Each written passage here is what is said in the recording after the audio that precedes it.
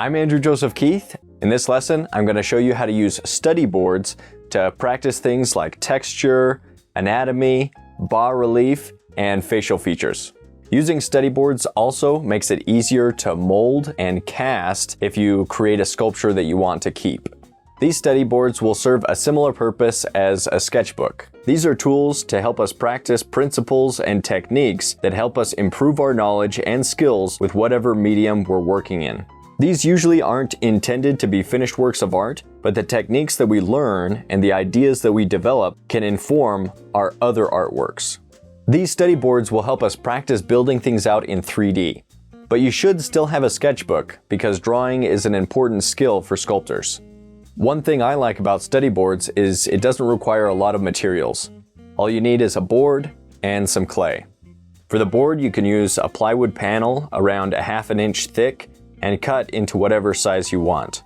I like to have larger boards around 12 inches by 12 inches and some smaller boards around 3 inches by 3 inches for things like practicing the ears, the nose, the mouth, eyes, etc.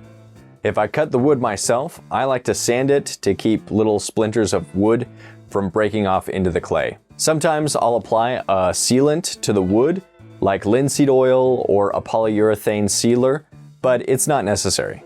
If you do use a sealant, just be sure that it's dry before you start adding clay to the board. Linseed oil usually takes a day or two to totally dry out. If you don't want to use a plywood board, you can also use a cheap clipboard, a plate, or even floor samples that you might get at your local hardware store. On the study board, you can add a thin layer of clay from the beginning, or you can just add pieces of clay onto the study board to build out the sculpture. To apply a layer of clay to the board, we can warm up all the clay and spread a thin layer by hand or with a tool, then use a heat gun to melt the clay into the surface so that it's firmly attached. We can use a metal spatula to even out the surface. I usually want at least 1/4 inch of thickness so that when I'm practicing with the tools, I don't scrape away all the clay and get down to the board. If possible, set your study board on a table at about a 45-degree angle in front of you. An easy way to do this is by stacking some books on the desk behind the board and placing some clay at the bottom edge so that it doesn't slip forward. Then place a light from above and behind the board. Having good lighting will help you see the forms more clearly.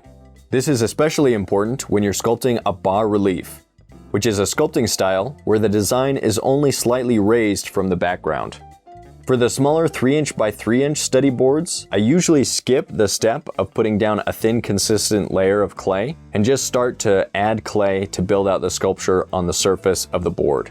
On these study boards, we can create a bas relief, a mid relief, or a high relief sculpture, which is basically when the elements jump out from the surface and retain their basic proportions. Once we have an even surface, then we can start to add clay to build out the forms. As we talked about in the lesson on building out the sculpture, start by rolling tiny cylinders, like tiny snakes, and then add these one at a time to build out the forms. This helps us be more precise with where we add mass.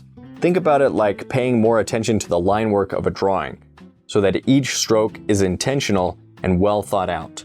Even though we're building the sculpture off a flat surface, we still want to think first about the primary forms underneath, then place the secondary forms, and then finish with the details. If I was sculpting a mouth, for example, I wouldn't start with the lips. Instead, I would first establish the mass of the tooth cylinder. When looking at the skull, you can see how much the teeth come forward, and that's what creates the primary form of the mouth. On top of this primary form, we would then build out the lips as secondary forms. Remember that another big mistake that beginners make is they don't practice the things that they struggle with nearly enough. For example, I used to really struggle with the facial features, so I forced myself to do one a day for a few weeks. Now, I'm not perfect at sculpting the features, but I'm much better than I was. You'd be surprised just how fast you can improve with consistent daily practice.